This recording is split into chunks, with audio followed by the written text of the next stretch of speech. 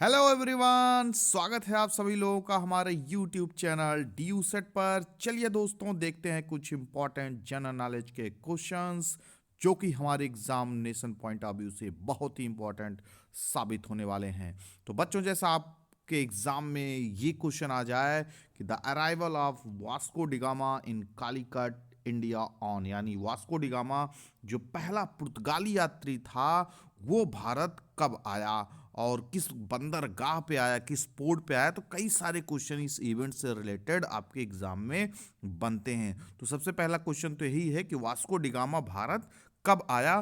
तो ये ध्यान में रखिएगा, 1498 में वास्को डिगामा भारत आया था। और किस बंदरगाह पे आया, तो वो कहाँ पे आया था, कालीकट बंदरगाह पे आया था। ठीक है ना, कालीकट बंदरगाह पे आया था। जो आज के समय का आपका कोझिकोड है वो पहले कालीकट के नाम से जाना जाता था। तो ये 1498 1498 एडी में आया। कहाँ पे, कालीकट बंदरगाह पे। ठीक है ना, तो ये क्वेश्चन आपसे पूछा जाता है। तो ये भी पूछ लिया जाता है कि वास्को डिगामा कहाँ का यात्री था। तो आप ध्यान में रखिएगा, वास्को डिगामा कहाँ का यात्री था, वो एक पुर्तगाली यात्री था। पुर्तगाल से आया था, जो कि भारत कब पहुंचा, 1498 में पहुंचा। ठीक है ना। फिर उसके बाद दूसरा क्वेश्चन आपसे अगर पूछ लिया जाए कभी, दीव।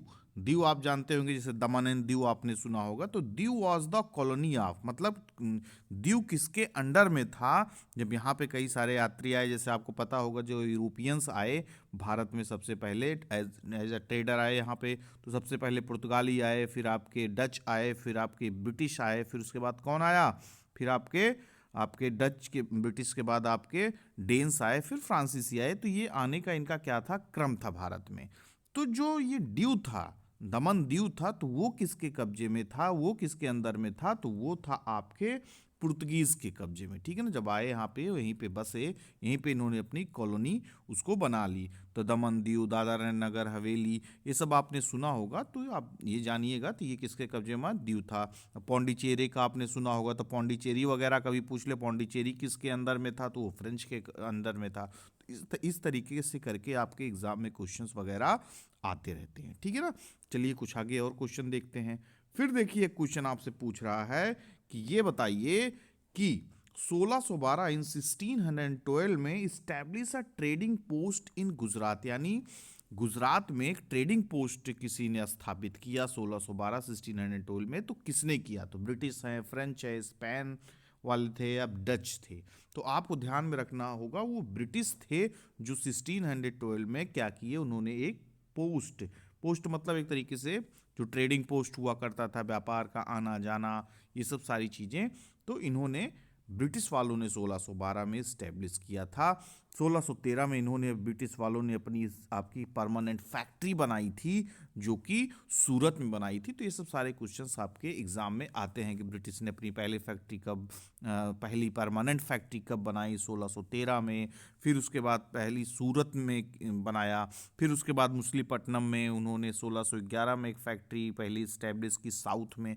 तो इस तरीके से करके आपको लिस्ट दे दी जाएगी जब आपको थोड़ा एक्सप्लेनेशन में क्लासेस चलेंगी, हिस्ट्री, पॉलिटी, इन सब चीज़ों की, तो वहाँ पे ये सब सारी चीज़ें बताई जाएंगी। फिलहाल जो क्वेश्चन में हमारे सामने है, 1612 में ब्रिटिश ने अपनी एक ट्रेडिंग पोस्ट बनाया, वो भी गुजरात में। ठीक है ना। फिर एक क्वेश्चन है, इन 1614 की बात पूछ रहा है कि sir Thomas Roe was instructed by, किसके द्वारा, to visit the court of Jahangir the Mughal emperor of India. Bharat के जो उस समय सम्राट थे, भारत के बादशाह थे, जहांगीर के दरबार में आया था। कौन आया था, थॉमस रो आया था। 1614 में वो भेजा गया, किसके द्वारा, तो ब्रिटिश के जो राजा थे उनका नाम था जेम्स प्रथम।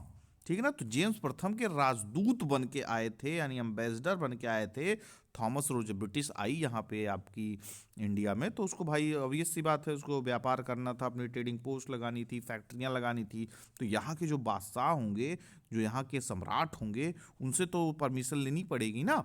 तो इसीलिए जेम्स प्रथम ने अपना एम्बेसडर बना के थॉमस रो को भेजा इन 1614 में कि जाओ भैया उनसे परमिशन वगैरह लो और फैक्ट्रियाँ वगैरह इस्टेब्लिश करो। तो थॉमस रो आए 1614 में। और 1615 में कभी कभी क्वेश्चन पूछ लेते हैं कि जहांगीर के दरबार में थॉमस रो कब गया, तो 1615 में गया। और कब वहाँ गया, तो भारत में तो थे ही, तो कहाँ पे गया उनसे मिलने, अजमेर में मिलने गया। ये भी आप अंदर का फैक्ट जानिएगा, छोटे फैक्ट्स हैं, कभी भी पूछ सकता है। तो जैसे 1608 में जो सबसे पहला जेम्स प्रिंसेप ने भेजा था अपना राजदूत बना के, तो वो कौन थे? Captain Hawkins. ठीक है ना। तो कैप्टन हॉकिंस आए, वो भी जहांगीर उस समय सम्राट था, उनसे जाके परमिशन वगैरह लिया, उनसे आगरा मिलने गया। फिर उसके बाद 1614 में आपका थॉमस रो भेजा गया, उसने परमिशन वगैरह ली कि पूरे भारत में हमें दे दीजिए परमिशन वगैरह। कैप्टन हॉकिंस तो उसको मिला कि ठीक है तुम लगा सकते हो आपके वेस्टर्न कोस्ट वगैरह में, वो भी फाइनली नहीं मिल पाया था। तो फाइनली जब आपका 1615 में मिला कि आप पूरी तरीके से अपनी फैक्ट्रियाँ वगैरह स्टेब्लिश कर सकते हो, तो ये ध्यान में रखिए वो किसके द्वारा भेजे गए थे? जो ब्रिटिश के राजा थे, जेम्स प्रथम। ठीक है ना। तो आशा करता हूँ कितनी जानकारी आपको मिलके आप काफ़ी कुछ सीखे होंगे। चलिए कुछ आगे क्वेश्चंस देखते हैं।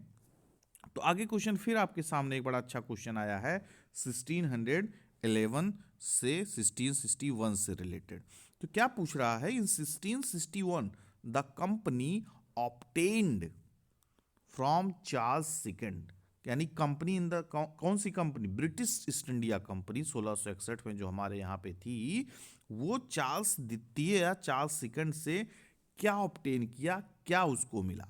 तो वो था आपका बॉम्बे। ध्यान में रखिएगा, बॉम्बे हुआ क्या था कि पुर्तगाली जो उस समय पुर्तगीज जो हुआ करते थे, पुर्तगीज के जो राजा थे, उन्होंने अपनी बेटी की शादी चार्ल्स द्वितीय से कर दी। ठीक है ना, जो समय राजा आए हुए थे यहाँ पे, तो चार्ल्स द्वितीय से शादी कर दी, और अपनी बेटी का, जिसका नाम था प्रिंसेस कैथरीन। और जब चार्ल्स द्वितीय की अपनी बेटी से शादी कर दी, तो बॉम्बे को उन्होंने दहेज में दे दिया चार्ल्स द्वितीय को। ठीक है ना, चार्ल्स द्वितीय को दहेज में दे दिया इन 1661। फिर उसके 7 साल बाद यानी 1668 में क्या हुआ? चार्ल्स द्वितीय, चार्ल्स सेकंड ने क्या कर दिया? जो कंपनी कंपनी जो है ब्रिटिश ईस्ट इंडिया को, जो बॉम्बे को दहेज में पाए थे, उन्होंने क्या कर दिया? दहेज मतलब डाउरी, जो डाउरी में पाए थे बॉम्बे को, उन्होंने दे दिया ब्रिटिश ईस्ट इंडिया कंपनी को, और कहा कि सिर्फ 10 रुपया पर ईयर पौंड के हिसाब से, 10 रुपया पौंड पर ईयर, मतलब 10 रुपये प्रत्येक वर्ष आपको एक सर्विस चार्ज के रूप में, होता नहीं है भैया 10 रुपये के रूप में दे देना मुझे हर साल, जाओ बॉम्बे हम आपको दे देते हैं गिफ्ट में। तो ब्रिटिश इंडिया कंपनी को बॉम्बे गिफ्ट में मिल गया चार्ल्स सेकंड से 10 रुपया पर एनम के रेंट पे। तो फिर ब्रिटिश ने सबसे याद करो आप, तो यहाँ पे बॉम्बे इस साइड में है, वेस्टर्न साइड में सबसे बड़ा केंद्र हुआ करता था, सेंटर हुआ करता था ट्रेड का। तो उन्होंने क्या कर लिया? बॉम्बे को अपना एक सेंटर हब बना लिया। तो यहाँ पे आप समझ गए होंगे कि चार्ल्स सेकंड के द्वारा दिया गया बॉम्बे को कंपनी को। ठीक है ना। चलिए आगे देखते हैं अगला क्वेश्चन क्या बन सकता है आपके लिए। तो क्वेश्चन ये बना है, 1650 की बात की जा रही है, और आपसे पूछा जा रहा है कि Gabriel Boughton in 1650 an employee of the company obtained a licence for trade. कहाँ पे इनको, कहाँ का इनको लाइसेंस मिल गया व्यापार करने का, जो कंपनी के एम्प्लॉय थे? तो ध्यान में रखिएगा 4 ऑप्शंस है, बंगाल, उड़ीसा, मैसूर एंड सूरत। तो आपका सही जवाब होना चाहिए बंगाल। ठीक है ना, Bengal and employ of company obtained licence for trade in Bengal. ठीक है ना, ये क्वेश्चन कभी आ जाए तो आप एकदम सही जवाब मारिएगा। फिर अगला क्वेश्चन बहुत ही बड़ा पेट क्वेश्चन है आपके एग्जाम का, अक्सर पूछा जाता है। तो आपको जैसे आपका बर्थ डेट याद रहता है, मैं किस साल हमारा जन्म हुआ था, तो उसी तरीके से दो चार क्या, कम से कम 10-15 चीज़ें ऐसी हैं आपके हिस्ट्री में और पॉलिटी में, तो आपको डेट याद ही रखना चाहिए। जैसे बैटल ऑफ प्लासी हो गया, बैटल ऑफ बक्सर हो गया, देश कब आज़ाद हुआ, बड़ी बड़ी लड़ाइयाँ हैं 2-4-10, तो हमेशा जुबान पे याद रखना चाहिए, क्योंकि हमेशा घुमा फिरा के हर एग्जाम में आते हैं। देखिए यहाँ पर भी आपसे पूछ लिया कि भैया बताओ बैटल ऑफ प्लासी यानी प्लासी का युद्ध कब हुआ था? तो देखो एकदम एकदम 57 आप पता चला कि 57 देखते ही हम मार देंगे, और देखिए सब में 57 दे दिया है। तो इसको रटा रहना चाहिए आपके दिमाग में, 2-4 बार पढ़ लेंगे याद हो जाएगा। तो 15, 16, 17, 57, 1857, तो ध्यान में रखिएगा 1757 में आपका बैटल ऑफ प्लासी हुआ था। ठीक है ना। जिसमें कौन जीता था? ब्रिटिश जीता था। ब्रिटिश और बंगाल के नवाब के बीच में हुआ था, जिसमें ब्रिटिश की जीत हुई थी। और यही बैटल ऑफ प्लासी एक तरीके से बहुत ही निर्णायक, बहुत ही महत्वपूर्ण युद्ध माना जाता है। क्या? क्यों? क्योंकि इसी को जीतने के बाद ब्रिटिश लोग अपना क्या करना शुरू कर दिए थे? जो एक ट्रेडिंग बॉडी के रूप में भारत आए थे, अपने यहाँ पे आए थे, अब धीरे धीरे क्या बनना शुरू हो गए? एडमिनिस्ट्रेटिव बॉडी बनना शुरू हो गया। यानी अब व्यापार के साथ साथ अब उसको धीरे धीरे वो लोग छोड़ना शुरू कर दिए, यहाँ पे शासन करना स्टार्ट कर भाई। बैटल ऑफ प्लासी मतलब क्या? कि उन्होंने क्या कर लिया? पूरा बंगाल को जीत लिया।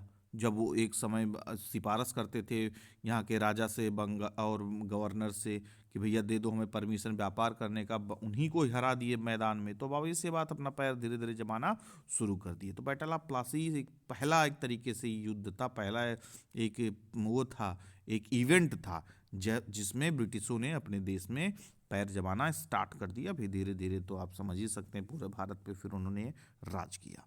चलिए अगला क्वेश्चन अब देखते हैं। अगला क्वेश्चन आपके सामने ये पूछ रहा है, अभी एक बैटल के बारे में आपसे पूछ रहा है और कह रहा है कि चलिए जरा बताइए कि बैटल ऑफ प्लासी कब हुआ था? तो हमने देख लिया, sorry, year of battle of Wandiwash वॉश, ठीक है ना। वांडी वॉश का युद्ध कब हुआ था? तो ये भी आपको याद रखना चाहिए। वांडी वॉश का युद्ध हुआ था 1760 यानी 1760 में हुआ था। और ये किसके किसके बीच हुआ था? ये हुआ था ब्रिटिश और फ्रांसीसियों के बीच या फ्रेंच के बीच, ठीक है ना। जो फ्रेंच आर्मी थी और ब्रिटिश आर्मी थी, अब दोनों आधिपत्य की लड़ाई लड़ रहे थे, कौन भैया आगे बढ़ेगा। तो अंत में विक्टोरियस होके फाइनली ब्रिटिश जीता और यहाँ पे क्या हुआ? फ्रांसीसियों की बड़ी हार हुई, ठीक है ना। थर्ड कार्नाटिक वॉर में हुआ था बैटल ऑफ वांडी वॉश, जिसको ब्रिटिश की तरफ से वहाँ के लेफ्टिनेंट गवर्नर आयर कूट लीड कर रहे थे। कभी एग्जाम में पूछ ले कि बैटल ऑफ वांडी वॉश में ब्रिटिश सर का नेतृत्व तो कौन कर रहा था, लीड कौन कर रहा था इस युद्ध को, तो वो थे आयर कूट, लेफ्टिनेंट गवर्नर आयर कूट, ध्यान में नाम रखिएगा। और ये युद्ध कब हुआ था? 1760 में हुआ था, ठीक है ना। फिर देखिए वही आपसे जो बोले कि हमेशा याद रहना चाहिए एक लड़ाई और, बैटल ऑफ बक्सर के बारे में आपसे पूछ लिया। तो 1757 में बैटल ऑफ प्लासी, फिर 1764 में बैटल ऑफ बक्सर, ठीक है ना। तो बैटल ऑफ बक्सर इतना बड़ा रोल प्ले करता है। तो जिस तरीके से आप देख रहे होंगे कि बैटल ऑफ प्लासी से हमने पूरे बंगाल को कब्जा कर लिया था, हमने मतलब ब्रिटिश वालों ने। अब जब बैटल ऑफ बक्सर हो जाता है तो इसमें बंगाल, आज का यूपी, बिहार, ये पूरा हम ब्रिटिश वालों ने इतना जीत लिया। तो अब ये सी बात आप समझ लो पूरा नदर्न इंडिया उनके कब्जे में आ गया। और जब ये आ गया तो मैक्सिमम आबादी वाला जब क्षेत्र उन्होंने कब्जा कर लिया, जीत लिया, तो समझ लो पूरा भारत पे उन्होंने कर लिया। तो इसीलिए बैटल ऑफ बक्सर को माना जाता है कि पूरी तरीके से, पूरा सेंट्रलाइज तरीके से क्या कर लिया? ब्रिटिश ने हमारे यहाँ पैर जमा लिया। जो एक शुरुआत थी बंगाल से, battle of Plassey, battle of Buxar ने पूरा फाइनली उनको क्या कर दिया? इस्टेब्लिश कर दिया भारत में, ठीक है ना। चलिए अगला क्वेश्चन देखते हैं क्या पूछ ली हमसे। अगला क्वेश्चन आपसे पूछ रहा है कि वॉरेन हेस्टिंग्स के बारे में तो आप लोग जानते होंगे, तो जरा बताइए वॉरेन हेस्टिंग्स जो थे वो गवर्नर अपॉइंट किए गए थे कहाँ के? बंगाल के, मद्रास के, बॉम्बे के या दिल्ली के? तो आप ध्यान में रखिएगा, वॉरेन हेस्टिंग्स को 1772 यानी 1772 में बंगाल का गवर्नर बनाया गया था, ठीक है ना। बंगाल का क्या बनाया गया था? गवर्नर बनाया गया था। और ये भारत के पहले गवर्नर जनरल भी बनाए गए थे, भारत के पहले गवर्नर जनरल ऑफ बंगाल। पहले बंगाल का पहले क्या हुआ करता था? बंगाल सबसे बड़ी प्रेसिडेंसी हुआ करती थी, तो इसी का ही सबसे पहले गवर्नर नियुक्त किया जाता, क्योंकि वहीं से सारा बिजनेस वगैरह सब कुछ हुआ करता था। तो बंगाल के पहले गवर्नर, सबसे पहले पूछा जाता है गवर्नर ऑफ बंगाल, तो सबसे पहले गवर्नर थे आपके लॉर्ड क्लाइव के बारे में आपने सुना होगा, ठीक है ना। फिर उसके बाद आपके क्या होते हैं? वही बंगाल के गवर्नर को गवर्नर जनरल ऑफ बंगाल बना दिया जाता है। तो जो वो कौन थे? वॉरेन हेस्टिंग्स थे, ठीक है ना। तो इसके बारे में कई सारे क्वेश्चंस होते हैं। गवर्नर जनरल ऑफ इंडिया, जैसे गवर्नर जनरल ऑफ बंगाल है, फिर आगे चल के गवर्नर जनरल ऑफ इंडिया हो जाएगा। फिर वायसराय, जब आपका 1857 की क्रांति होती है उसके बाद वायसराय का पद आ जाता है। तो ये सब हम एक लिस्ट बना लेंगे, बताएंगे उसमें आपको सारी चीज़ें। तो ये 10 क्वेश्चंस आपके इंपॉर्टेंट थे आपके एग्जाम के पॉइंट ऑफ व्यू से। आगे आने वाले समय में इसी तरीके से हम जीके के क्वेश्चंस लेके आते रहेंगे, सारी चीज़ों को आपको तैयारी करवाते रहेंगे। फिर क्लासेस भी स्टार्ट हो रही हैं, ऑफलाइन ऑनलाइन सारी चीज़ें हैं। डिस्क्रिप्शन में सारी डिटेल्स आपको दे दी जाती हैं। सेमिनार्स ऑफलाइन ऑनलाइन दोनों मोड में हो रहे हैं। आपके वेबिनार हैं जो ऑफलाइन नहीं अटेंड कर सकते, ऑनलाइन कर सकते हैं। तो सारी आपका पूरा एक प्लेटफॉर्म पे सारी चीज़ें आपको दी जा रही हैं। बस आप ज़्यादा से ज़्यादा वीडियो को शेयर कीजिए, लाइक कीजिए, सब्सक्राइब कीजिए और हमारे साथ बने रहिए। तो आशा करता हूँ कि सारी चीज़ें आपको समझ में आई होंगी। तब तक के लिए bye bye, take care to all of you, good luck.